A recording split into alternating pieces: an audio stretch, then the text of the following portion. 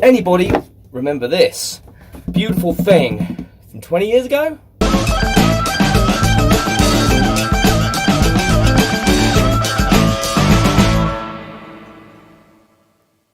Welcome back to the channel. If you're new to the channel, then welcome to the channel. Today's video is going to be an interesting one for me anyway. Hopefully it will be for you too. But before I do, I need you to do one thing for me, and that is smash that subscribe button, hit the like, flick my ding dong, and you will be notified whenever I put up a video, which is quite a lot actually. And you know what? This is the greatest guitar channel on YouTube.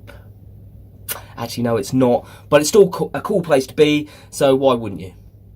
Now, anybody that's been playing guitar for any length of time, or for as long as I have, which is about 30 odd years or so, knows what one of these is. If you don't know what one of these is, and you've been playing guitar for that long, then what's the matter with you? You should know what one of these are. These came out, like I said, 20 years ago, and they revolutionised amp modelling. I still use this today in my studio. It is a great piece of kit. But I am not going to take you through a step-by-step what all the tones are and things like that. If you want to see some really good videos on all of that, then you need to go and check out CGS's channel. Mike, he did a very good, done a series of very good videos on the pod and all its tones and stuff like that. I will leave links in the description for that. My interest in the pod is, can I take it to a gig and just use the pod and get as good a sound as I normally get out of my amp. And the reason for that is my current rig is great for my blues band, but for my function band that I play in, I need more headroom. And playing with this and watching CGS's videos on this, I'm thinking, do you know what? It might be all I need. So I'm going to do an experiment, and I'm going to push this through my amp and with my pedal board, and I'm also going to push it through my PA, and we'll compare the sounds. A lot of people that have these don't have the box. I am fortunate I do have the box, and I have the instruction manuals too. So let's open the box. Pod's not in there. That's because it's over there. But don't worry, it is still here. What came with it was one of these card things, which tells you all the settings that it does, which is really handy. And on this side, there's a blank, obviously not been used, where you can jot down all your favourite settings that you discover. Yeah. Here is the manual. I'm hoping it's in lots of different languages, because that is some manual. Yes, it's in different languages. Goodness. Oh, and it gives you all the setup instructions, of course, and then it gives you little pictures of all the amps that it's modelling. Small tweed, brick blues, brick classic, they're Marshalls. Yeah, it's very cool. And we've got some Mesa Boogie on there and stuffs. So what I'm interested in, going back to this thing, is I want a good, clean, lots of headroom, kind of valvey kind of sound. So I saw on here that it's got a Dumble Overdrive Special clean channel, which is there. I don't know if you can see it or not, but it is on the amp models. It's going to be 18, 19, 20, 21, 22, 23, 24, 25, 26, 27, 28, number 29. So I'm going to go set that up and push it through my little 5-watt amp, and we'll compare sounds. Here's the most beautiful kidney bean you'll ever see in your life. In order to get the Dumble Overdrive, it's on this one where it says Brit High Gain, but you have to hold down the tap button, which is hard to do with one hand. Hold down the tap button and then move it into position like so. As per normal, I'm using my Harley Benton Telecaster kit, guitar with Jigsby and Barksbury pickup. You can see a video on that here. Okay, so this is just the amp. This is just my amp, which is a great tone.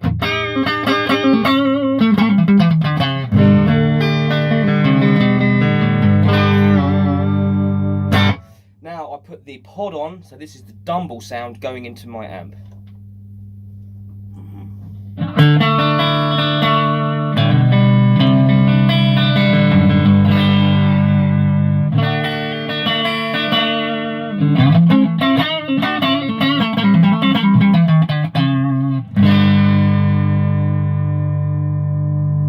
One thing you must do is switch this switch at the back to amp mode if you're going to push it through a guitar amp.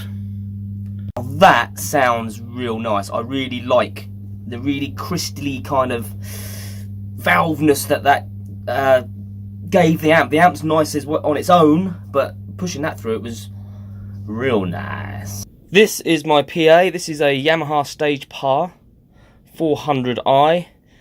I use this for most of my gigs. Actually, I use it for all my gigs where I'm doing the PA. So I'm going to put the kidney bean, the pod 2.0, into a clean channel and see what it sounds like. See what it sounds like. Hear what it sounds like. Yeah, hear what it sounds like. So I've got it flat EQ'd, line in. Let's go. I've moved the switch from amp mode to AIR direct mode.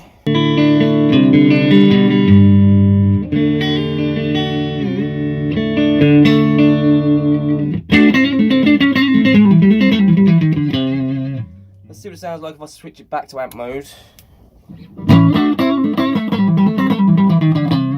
Both different sounds.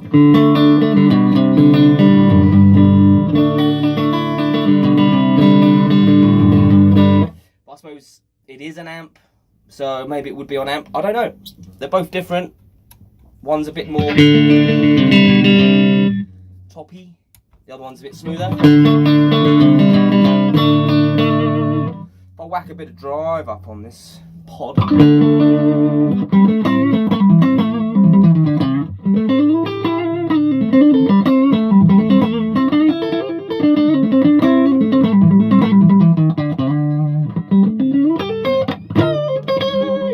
It's quite nice.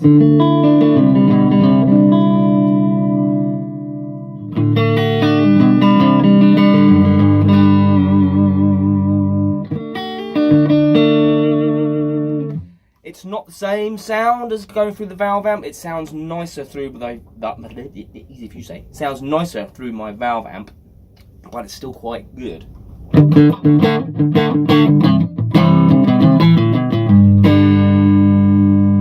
Okay, so I've added a bit of compression and a bit of delay.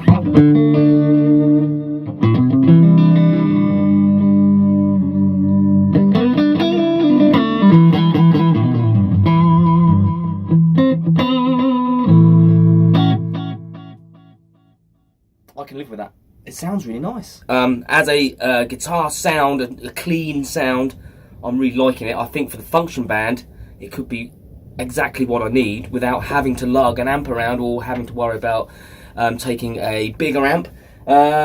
So next question is, what does it sound like with my pedal board? Because this one doesn't have the ability to have a floorboard with it.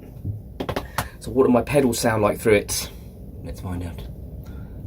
Yeah, this is my usual pedal board. So what we got on here, we got a T-Spark line booster, Jim Dunlop wah, got a noise reducer tuner, Ibanez TS9, a Bayang TS9 clone, and a Bayang delay. So guitar's going into that, which is going into the pod, which is going into the PA. So this is just the T-Spark.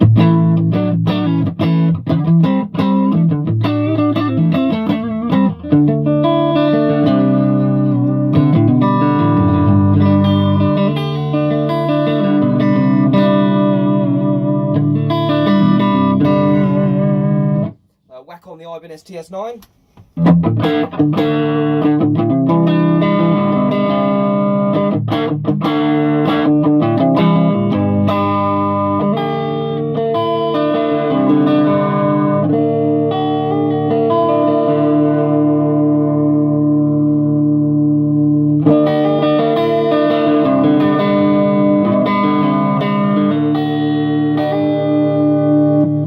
The other TS9.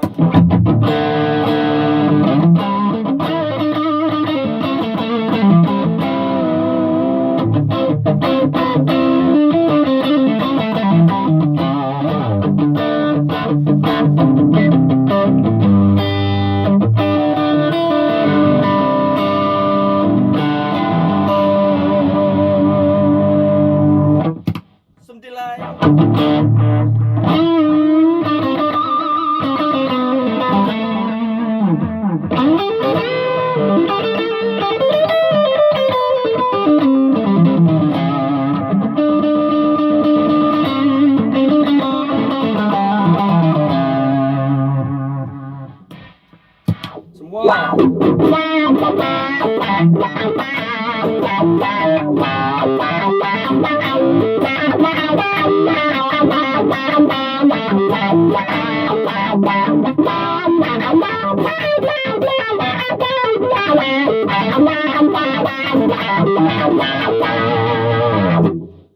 Wow, pretty good sound, I think. Not quite as good as going through the amp, but nearly as good, and I think I could live with that for the function band stuff, where I need to have that really nice clean kind of valvey sound and not have to worry about volume, not have to worry about miking up the amp, etc.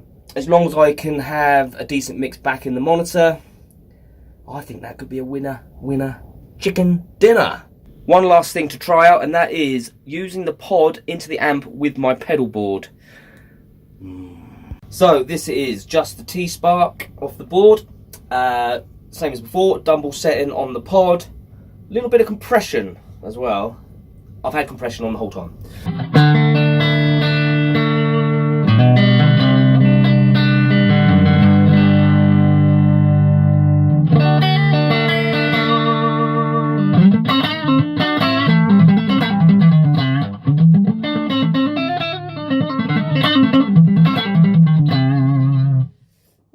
TS9.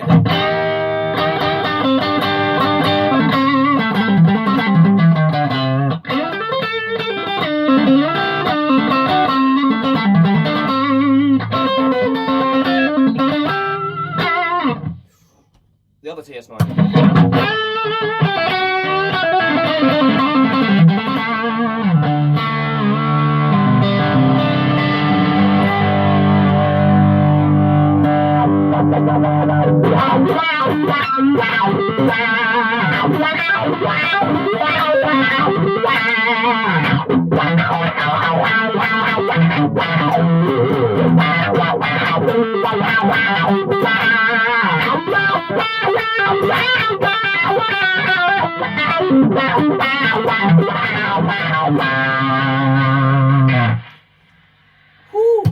Okay, so in conclusion, my favourite sound is my pedal board going into the pod on the dumble setting. Bit of compression. It just sounds really full, and you can hear all the tops and the middles, and it's beautiful. So I think from now on, for the blues band stuff, I'm going to run the pod in between my board and my amp. It also gives me access to a whole tone stack and all the other effects on there if I want to use them. So I could really have a lot of fun with that. For the function band stuff, I'm going to try it out at the next gig, which will be next week, with the pod going into the PA and having a monitor mix back, and see if that helps with our volume issue and the headroom issue and stuff like that. Obviously, I can do both. I can, because it's got a stereo output on the back of the pod, so I can run one into the amp and another one out to the PA. So that's another option I could do as well. More good news, and that is you can pick these up for like £30, and it's just a wonderful piece of kit. I use it in the studio all the time. I've used it on recordings, on records and stuff like that. It is a really good bit of kit and doesn't cost hardly anything anymore. So you should go get yourself one, really.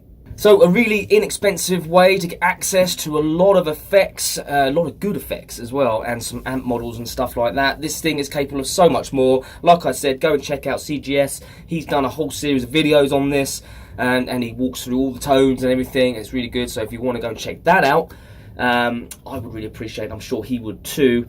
If you found this video interesting and entertaining and all that stuff, then don't forget to like, comment and subscribe. Helps me out in a big way.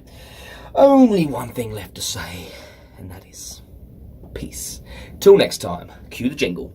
1, 2, 3, 4. If you like my YouTube show, hit like and comment and get involved. If you dig my vibe, then hit subscribe and never miss an episode of my YouTube show.